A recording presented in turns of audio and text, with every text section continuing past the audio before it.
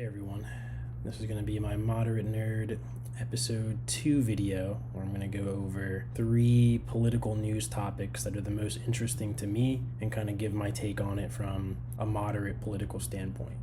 And so the first news item is going to be Trump's CNN interview. So I highly recommend anyone who hasn't seen this interview to watch it because quite frankly it's hilarious. Everyone may not like Trump, some love him, some despise him, but you can't deny the man's a showman and he's hilarious because he totally dismantled this interviewer where instead of asking questions that people want to know about the economy, about how to handle the war with Ukraine, about actual real things that matter, the interviewer starts going into his personal life about, oh, what about this scandal where you paid off Stormy Daniels like 7 years ago? Or just going off about like random things that the base doesn't really want to know about. I mean, people want to know about actual topics, not about this man's personal life. It's not relevant to us. But of course, it's just trying to back Trump into a corner, and Trump handled all of the questions masterfully. The lady started talking about, oh, back when you were running for president, you were talking about grabbing women by, and you could just hear the crowd like groaning, and it was just like, can we move on with it? Can we get on to actual real questions? The January 6th incident came up, and he had a whole paper.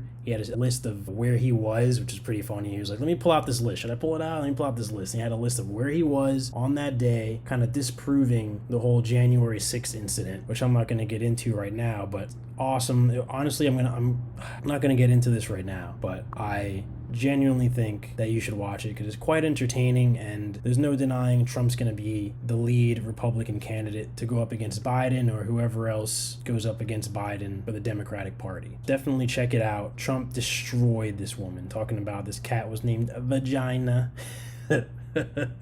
Oh, so funny. So I want to get into a little bit more of a serious note here for the second article, and this is going to be from Fox News, titled FBI Ignored Clear Warning Signs of Clinton-Led Effort to Manipulate the Bureau for Political Purposes. This is by Brooke Singman at Fox News. Now this is a huge deal because this pretty much uncovers the FBI's political bias, and it's a corrupt organization. It's supposed to be to fight crime and to fight enemies of the state. Our taxpayer dollars is being used to attack political opposition, which is just disgusting. It's unpatriotic, it's vile, and you want to talk about spreading disinformation and misinformation and the Russia scandal for, oh, Trump shouldn't have been president because of X, Y, and Z, and everything was turned out to be false when, spending time trying to impeach President Trump, spending our time and dollars doing this and wasting the Americans' time on this BS when they could have been focusing on things that actually matter,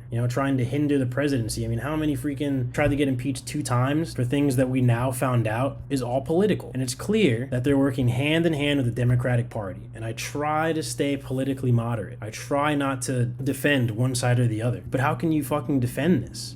This is bullshit. This is absolutely ridiculous. There is a clear connection with the Democratic Party and the FBI against the Republican Party. It's not hand in hand with the Republican Party also going against the Democrats. It's only one-sided, and it's disgusting. I've lost faith in the FBI, and I'm starting to lose faith in a lot of our institutions because it's clear that there is an agenda and they're only targeting one side. I want fair, honest elections on both sides, and I'm tired of these political games. And Hillary Clinton should be ashamed of herself, and the entire apparatus should be ashamed of themselves. This is absurd, and more information is going to come out as the weeks go on. I just wanted to stress this, that the FBI can't be trusted, and that they're using the FBI to stifle news that could be important for elections, and they're not outright falsifying the election, like they're not stuffing ballot boxes here, but it's clear that they're suppressing, like they suppressed the Hunter Biden laptop information.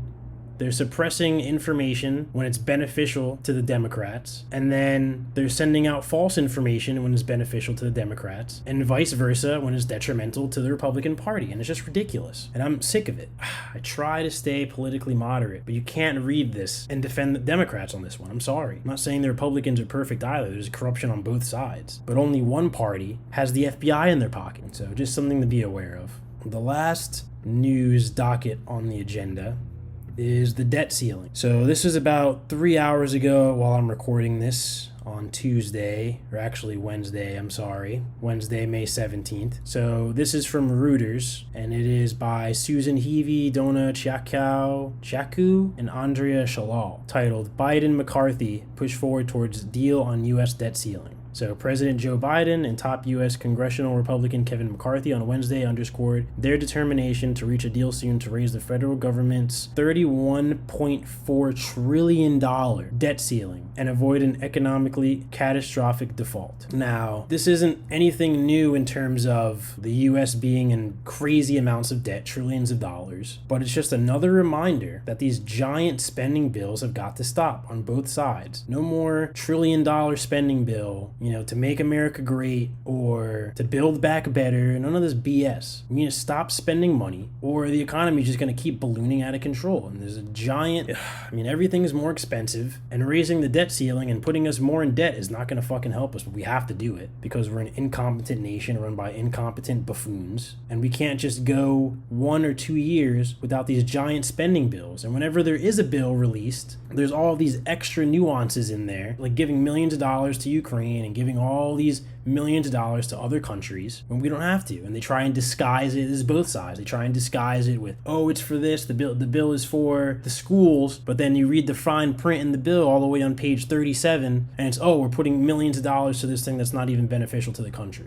And it happens every single time that a bill is going through into Congress. And then they wonder why we're in so much debt. Instead of trying to conveniently put your political agendas on both sides into the fucking bill, why don't you put a bill that focuses on one thing at a time, and we'll get to your thing when we get to it. We don't have time for this. And if we don't get to it, then fine. We don't get to it. But the selfishness of both parties really shows here in our government debt and in our spending patterns. And I'm over it. So just something else to keep in mind. It's going to be a crazy election cycle. I believe that the most impact is made within your community. So go out and vote. Go out and vote for your senators. Go out and vote for representatives in your states. And the national election's coming, and obviously it's a big one. But, I think that a lot of the change happens at a local level. So evaluate the pros and cons of your local city or town and, make the right decision. So that's going to be it for me. I'm running a little long here. I'll catch y'all next week.